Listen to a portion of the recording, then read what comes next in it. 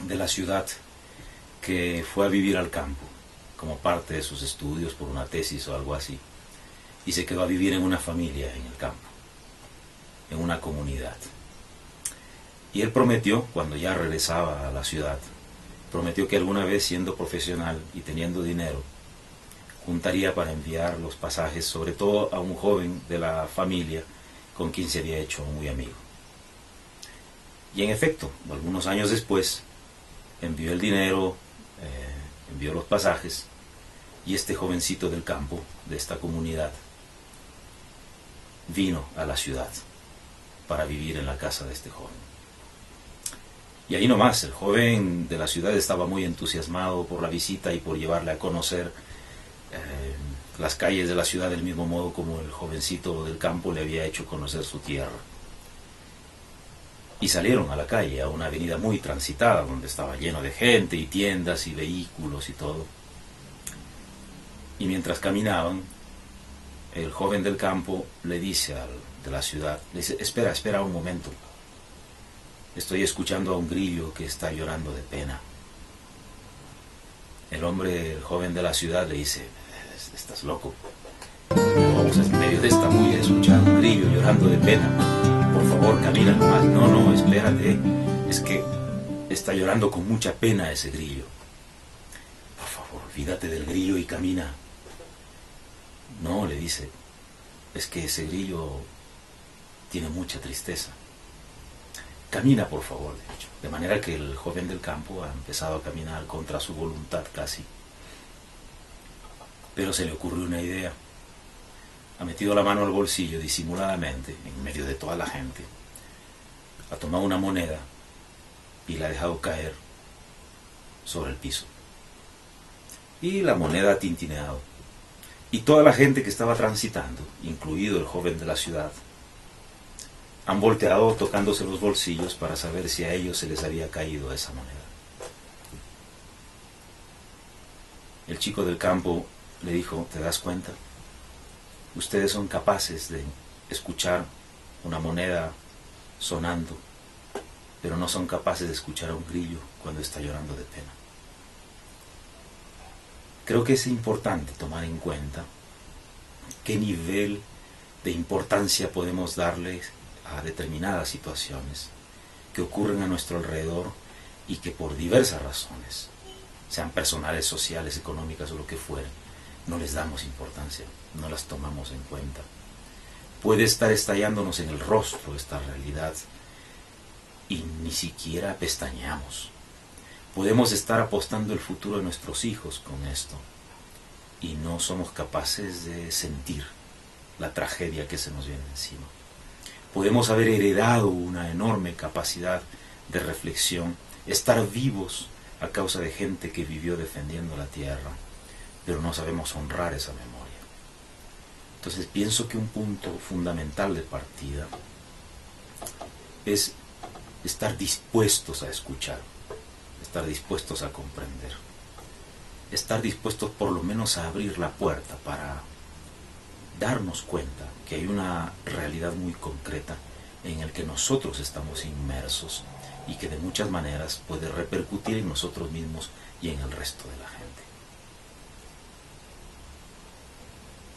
El caso de Conga, como el caso de toda la minería en el país y en el mundo, es un tema que nos toca de frente, frontalmente, y que no podemos ignorar, porque las repercusiones no solamente son en el campo económico, son en el campo ético, en el campo cultural, en el campo político, sin duda. Nosotros a veces ignoramos la enorme cantidad, el tejido de las conexiones que existen entre la presencia, por ejemplo, de una industria extractiva en nuestra zona, con un simple asalto en la calle o con un crimen en la esquina.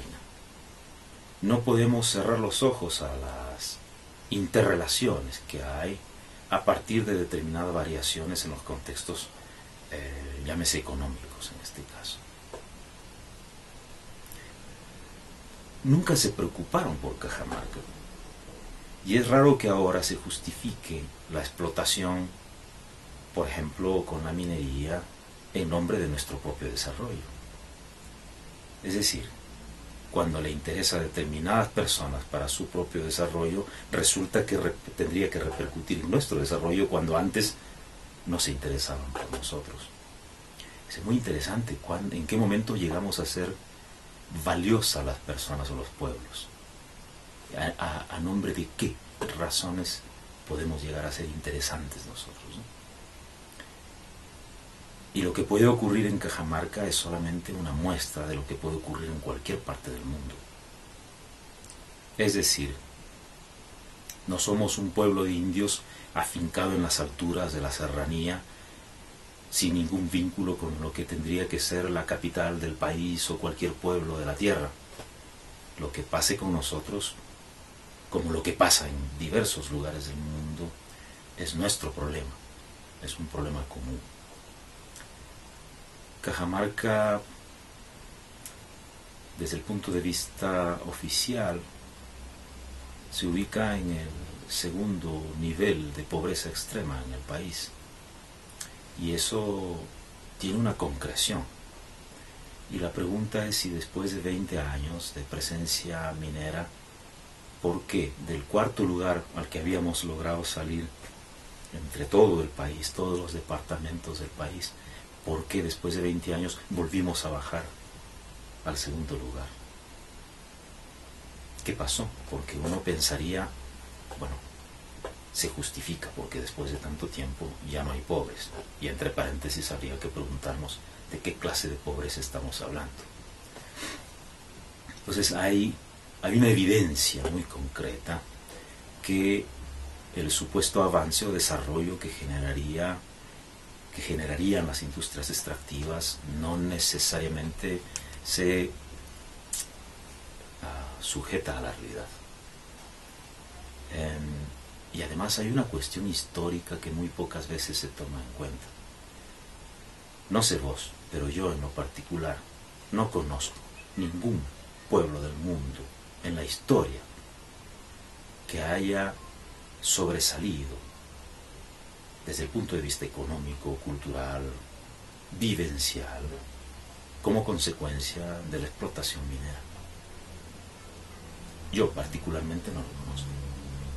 No sé en la historia del planeta qué pueblo existe que pueda apreciarse de ser feliz, de estar con salud y de no tener o de tener resueltas las necesidades básicas y aún algunas comodidades como consecuencia de la explotación minera en su propia tierra.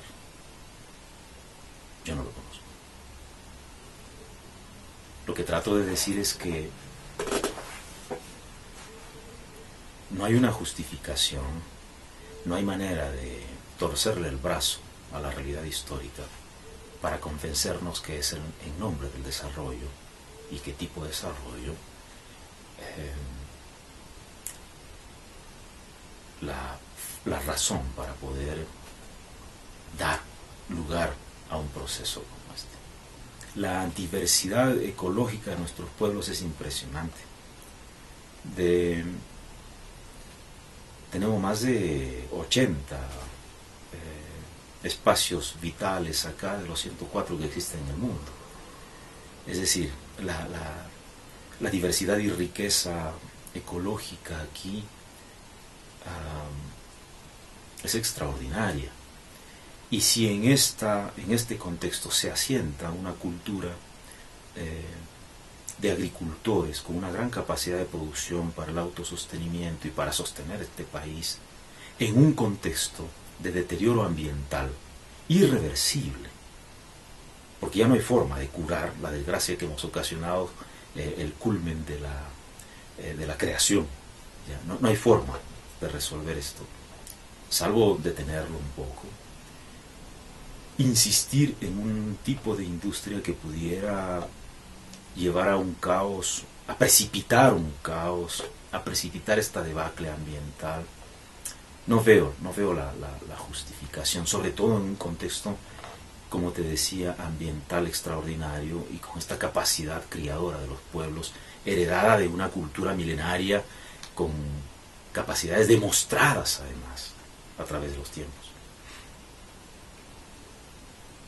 Lo que ocurre es que aquí particularmente en la zona de Cajamarca, cuando uno asciende sobre los 3.500, 4.000 metros, o 4.300 más o menos, que es el área donde se ubicarían los grandes proyectos de extracción en este caso, uno ve grandes pampas, lo que llamamos nosotros jalca, y pensaría que ahí no crece nada, pero ahí crece muchísimo.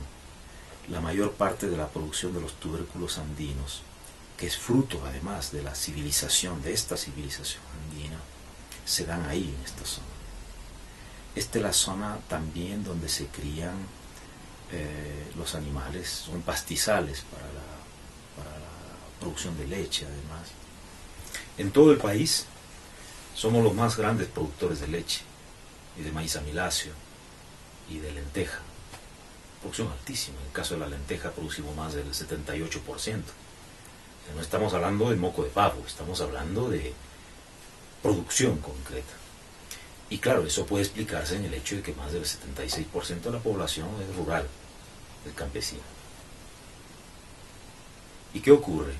Gran parte de la producción, como en el caso de los tubérculos andinos, papas, machuas, ocas, etc., se dan en las zonas más altas. Entonces es muy simple, no hay misterios en este caso, es muy concreto desde el punto de vista físico o geomorfológico. Es en la altura donde se cría esto y de dónde vienen las aguas. Estos grandes colchones de agua almacenan entonces en el tiempo de las lluvias las enormes cantidades de agua que abastecen y dan lugar al nacimiento de ríos, de quebradas, de arroyos y de grandes áreas semipantanosas en la altura, los llamados bofedales, que acumulan agua permanentemente y mantienen este abastecimiento. Entonces es una cuestión de gravedad. Lo que ocurre arriba ocurre abajo, así de simple. Pero es en esta zona precisamente donde se produce la papa que consumimos. De manera que cualquier cosa que afecte arriba, afecta abajo. Y uno puede llegar a esta zona sin no encontrar población, no encontrar grandes cantidades de gente. Pero claro, hay una cuestión, una lógica cultural aquí que tiene que ver con la forma como se mueve la población. Normalmente, y eso es por una tradición muy antigua, las comunidades campesinas, andinas, no solamente tienen una chacrita o un ternito en las partes de quichuas, en las partes, o en los templos, en las partes más bajas, sino que suelen tener otros puntos, otros pies, que permite abastecerse constantemente en este tejido cultural y productivo, les permite mantenerse permanentemente y autoabastecerse. Quebrar arrancar una de estas páginas significa alterar absolutamente todo. Desde la dieta, desde las formas de relación con la tierra, desde las formas de intercambio, desde las capacidades celebratorias, desde los propios metabolismos. Es decir, no es un efecto, no es que yo recibo dinero y después me voy a comprar papas en bolsa en el supermercado. Hay una alteración descomunal en estos cambios, ¿no? Y claro, lo que pasa es que en un contexto como el nuestro, cualquier cosa que pueda devenir en un incremento del capital circulante se supone que incrementaría también el desarrollo de los pueblos. Y con eso hay que tener cuidado otra vez, ¿no?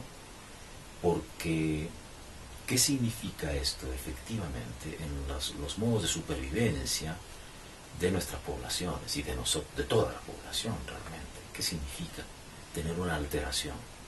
No porque tengo más dinero vivo más bien, no porque aumenta el circulante satisfago mis necesidades. Ahí hay que tener cuidado, ¿no?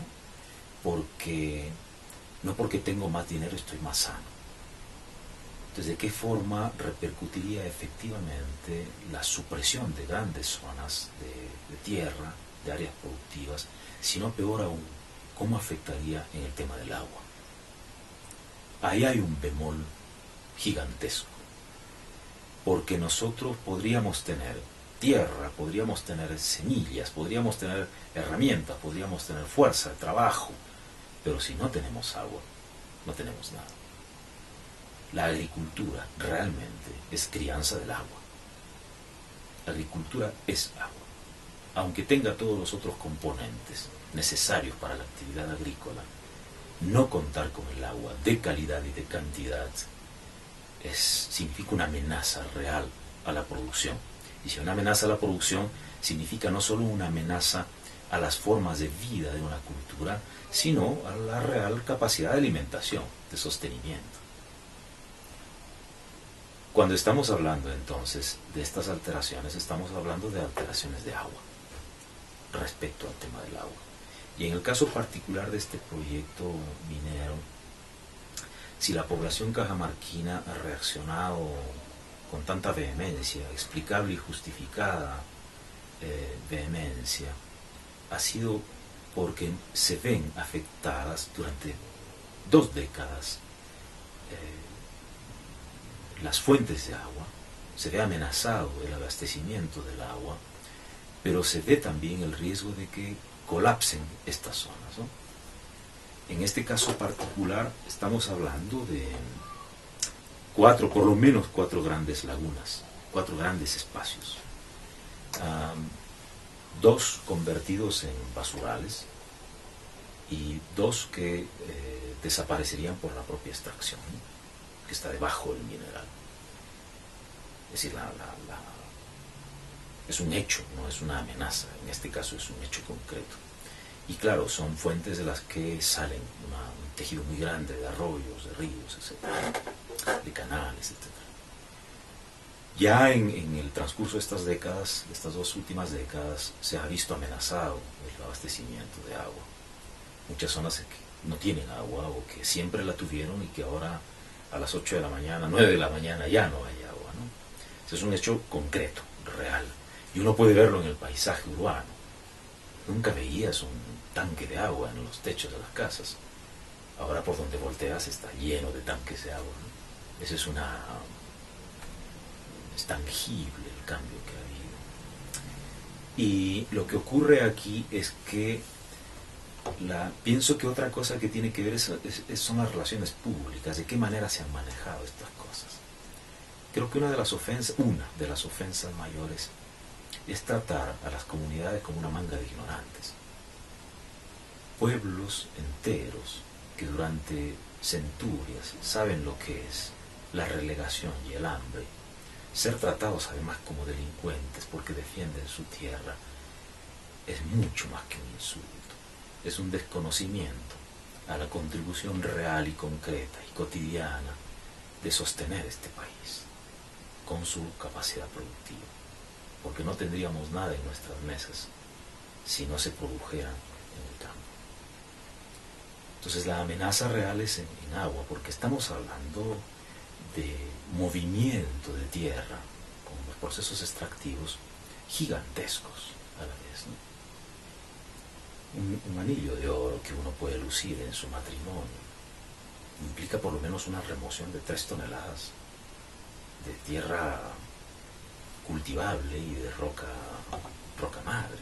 Es una alteración muy concreta, sobre todo cuando el tipo de extracción implica esta forma de alteración también.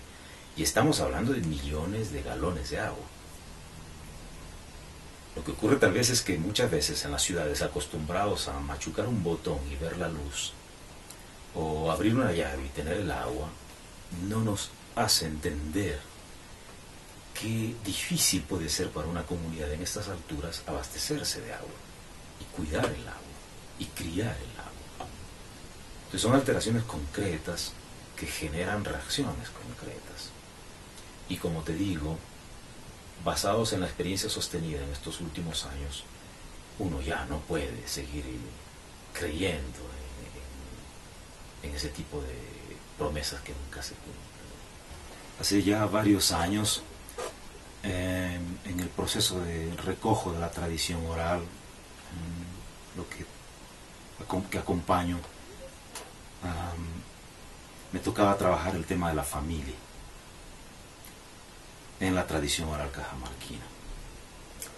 Y había diseñado la carátula. Y era una familia, había dibujado un comunero de perfil con su sombrero, detrás de él la señora con su kipe cargando a su guaguita, los dos de perfil y la guagua mirando de frente. Me había salido bonito el dibujo. Pero nosotros no publicamos, sino consultamos. Y entonces, con las copias del libro, fui a algunas comunidades. Y a la primera comunidad que llegué, les entregué el libro para que lo revisáramos juntos. Y de entrada me dijeron, ¿y estos señores quiénes son? Por el dibujo de la carátula. Dije, es un dibujo de la familia, porque el libro es sobre la familia. Sí, sí, pero ¿quiénes son ellos? Es un dibujo nada más. Sí, pero ¿por qué están ahí? Porque es un libro sobre la familia, en la tradición cajamarquina. Sí, pero entonces ese dibujo no debería estar ahí. ¿Pero por qué si es una familia? Del papá, la mamá, el hijo. Pero eso no es una familia. Pero si es una familia. No, no es una familia. Dije, esperemos un momento. Cuando ustedes van a formar una familia, ¿en qué piensan? Y una mayorcita dijo, yo sí pienso en el pilangón. El pilangón es la palangana, una fuente de piedra o de madera. El pilangón, sí, para que coman mis gallinas. Dije, no, estoy diciendo, ¿en qué piensan cuando van a formar una familia? En eso, dijo. ¿Y usted? Yo pienso en las semillas. ¿Y usted? Yo pienso en los pajaritos. ¿Y usted? Yo pienso en el agüita. Claro, yo formado con la imagen de la familia, la unidad básica de la sociedad, papá, mamá, hijo. Pero en la comunidad, familia es todo. Todo es familia. Los animales, las plantas, el viento, las piedras, los árboles, el agua. Todo es familia. Todo está interrelacionado. Ese es el principio del ayu, de la comunidad. Nosotros, antropocéntricos, desde hace 2500 años, nos creemos lo máximo de la creación y creemos que el resto es una cosa. Y ni siquiera nos damos cuenta de lo que somos nosotros mismos, porque en nuestro caso somos más del 75% agua. Pero tratamos al agua como si fuera un objeto. En este caso particular, perdemos de vista los increíbles vínculos que tenemos desde una cultura en la que todo está relacionado porque todo tiene vida. Eso es inteligente, eso no es arcaico, eso es superior, eso es un pensamiento elevado, eso no es atrasado. Atrasado es el que cree que tiene la capacidad de someter la tierra. Atrasado es el que no se da cuenta de lo que es, ni siquiera de lo que es. Y peor aún, cuando es verdad, nosotros usamos la palabra familia como sinónimo del entramado de parentesco humano. Pero no hay que olvidar que familia viene de famulus, que significa esclavo. En el latín antiguo y en la sociedad que generó esa lengua, cuando una pareja quería conformarse como familia, tenía que presentar las dotes de esclavo. Y entonces, famulus significa esclavo. Está bien, vino el significante, pero se encontró con otro significado. Nosotros podemos en el campo seguir hablando de familia, pero estamos hablando desde una concepción completamente diferente. Podemos estar hablando la misma lengua, pero estamos hablando de sentidos diametralmente distintos. Ese punto de vista, en el que todo vive y en el que todo está interrelacionado, en el que somos apenas una hebra de un tejido prodigioso, es lo que nos podría ayudar a comprender el rol del agua en nuestras propias vidas. Porque somos agua y tenemos que amar y respetar aquello de lo cual procedemos o aquello que nos hace posibles. Y así se explica por qué, por ejemplo, hasta hoy en las comunidades, aunque está erosionada esa costumbre, todavía se le lleva naranjas y todavía se le lleva ofrendas a los puquios, a los manantiales. ¿Y por qué, por ejemplo, cuando una niña, como solemos contar, por qué una niña cuando hace su primer hilo en su rueca, su primer hilo de lana, va al río y el primer oviquito se lo regala al agua que discurre, se lo regala al río, porque el río, diestro, capaz, ágil, cauchito decimos nosotros, le regala, le devuelve en reciprocidad la capacidad de ser diestra hilando. Esa tejedora, esa niña que ha ofrendado a la destreza del río, se volverá a la vez diestra por el ánimo que le regalará el agua discurriendo. Hay entonces una vivificación constante de esta relación. Y esa forma de ofrendar al agua, de respetar al agua, de considerar al agua, viene porque somos una cultura profundamente conocedora del entorno, pero a la vez extraordinariamente criadora del agua en este caso. Procedemos de sociedades de cultura hidráulica que han experimentado de diversos modos, taladrando con perfección increíble la piedra para poder hacer discurrir el agua, para poder criar de mejor manera el agua, no para someterla, no para conducirla arbitrariamente, sino para conversar con ella. Todos los procesos de observación astronómica que caracterizan esta cultura han estado en estrecha relación con el reconocimiento de las estaciones y la comprensión de las precipitaciones para poder garantizar la producción a través de la tierra. No estoy diciendo que ha sido una cultura interesada en incrementar sus niveles de producción. Estoy diciendo que esta forma de conversación generosa y hábil permitía poder mantener bien a todos, sin las diferencias brutales que tenemos en estos momentos con una sociedad supuestamente civilizada. Entonces estos rituales continúan. Y cuando los comuneros de las comunidades cajamarquinas, afectadas directamente por los procesos de extracción, cuando los comuneros de... Sí, vamos a mirar a ver si cuánto... Sí, podemos seguir. ¿Sí? Sí. Cuando los comuneros defienden, protegen las aguas de las lagunas, no están esgrimiendo un discurso ecologista, no están sustentando una posición política, están ejerciendo una concepción almática, están actuando desde adentro, con una concepción profundamente planetaria, extraordinariamente lúcida. Están defendiendo al mundo, no están reclamando porque son una manga de ignorantes, al contrario, están haciendo ver la sabiduría carnalizada de los pueblos por comprenderse mutuamente con la tierra que habitan. Eso estamos haciendo. Y uno conversa con los comuneros y lo que dicen es: esa belleza va a ser destruida. Esas fuentes a las cuales nos debemos, vamos a dejar que se mueran.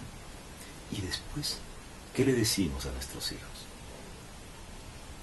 No solamente es cómo nos reclamarían los ancestros, sino qué le diríamos a los que vienen después. ¿Con qué cara los miramos si ya no hay nada? No es entonces un discurso, no es una idea. Además, tampoco son una manga de poblaciones manipulables, que es lo que se trata de decir: fulanito, sutanito, menganito están metiéndoles ideas a la gente. No, no, señor. Aunque se quedaran fuera todos, los que a veces se suben al carrito de las reacciones de la población, aunque se quedaran fuera completamente todos, mínimamente tendríamos que ser respetuosos con las reacciones de la gente, la genuina reacción de una población que sabe lo que siente y ejerce su derecho como ciudadano a decir no, no, no porque no, llegado el caso, ¿no es cierto? Porque pienso que desde esa perspectiva, si el oro que se extrae diera salud, o alimentar, o se convirtiera en herramientas, o se convirtiera en remedios para la cantidad de desgracias que caen como granizadas permanentemente sobre la población, ayudarían a extraerlo. Ayudarían desde su propia vocación solidaria a extraerlo para poder generar en efecto un desarrollo viable para los pueblos. Me gustaría contarte un cuento. Es sobre un anciano que había sido ya abandonado por sus hijos. Cada uno había salido al pueblo, a la ciudad, se habían convertido en profesionales, cada uno tenía su empleo, su trabajo independiente, cada uno tenía su casa, y se habían olvidado del viejo y de la chacra. Cada uno vivía feliz en su mundo. Y el viejo lloraba cada día, sin saber cómo hacer que sus hijos no se olvidaran, porque además de todo tenían necesidades también. Cuando se sintió morir, entonces llamó a sus hijos y les dijo: hijos, tengo que hacerles una confesión antes de morir. Tengo un tesoro escondido. Los hijos les brillaron los ojos. El viejo tenía un tesoro escondido. Sí, papacito, dijimos, ¿dónde está? Se volvieron muy amables de súbito. Y les dijo: está enterrado. Está enterrado en algún lugar de la chacra. Les dejo ese tesoro. Encuéntrenlo y depende de ustedes. El que lo encuentra se lo puede quedar o repartírselo entre todos ustedes. Los hijos no esperaron a que el viejo se muriera. Salieron disparados, cogieron las herramientas y empezaron a excavar la chacra, que estaba abandonada ya hacía mucho tiempo, de punta a punta, de palmo a palmo, volteando la tierra, y no encontraban el tesoro. Tras varios días de haber removido completamente la tierra, con arado, con lampas, con tractores, el viejo ya murió en este transcurso. No encontraron el tesoro y recién se dieron cuenta que la tierra estaba lista para ser cultivada. Los hijos se dieron cuenta recién que lo que el viejo les había dicho era verdad, pero que no era lo que ellos habían imaginado. No eran perlas, no eran diamantes, no eran monedas de oro. Era lo que la tierra ya vuelta, ya removida, podía producir y alimentar a todos.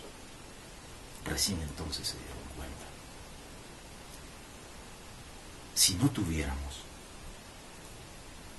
la capacidad natural para poder producir los frutos, si no tuviéramos el conocimiento heredado, porque somos profesionales de la agricultura, esta gran mayoría de la población cajamarquina es profesional, es decir, apuesta por esa fe, es profesional de la agricultura.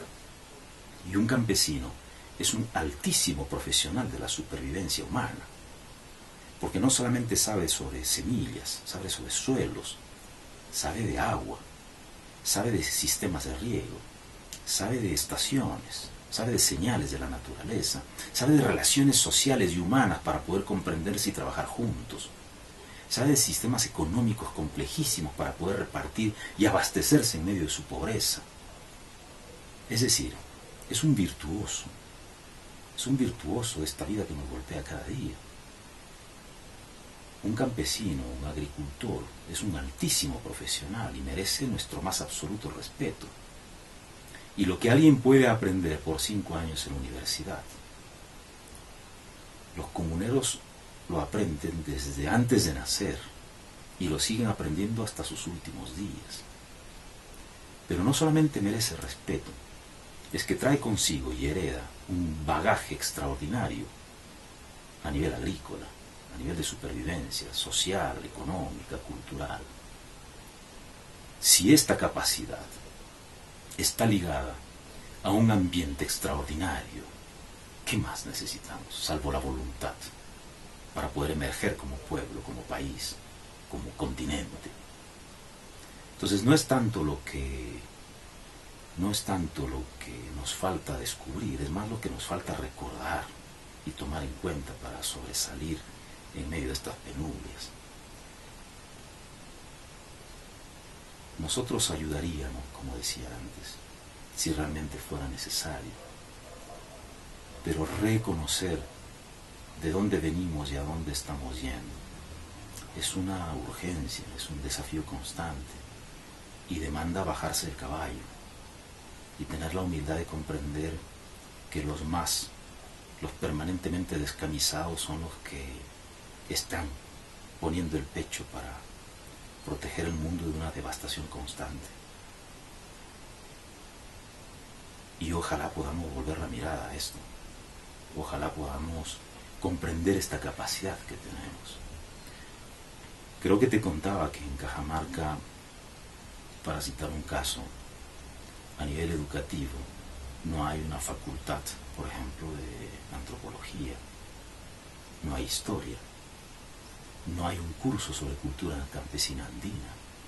Que yo sepa, no hay una conferencia de 20 minutos al año que reivindique la capacidad de los pueblos para poder vivir en paz con la tierra y entre la sociedad.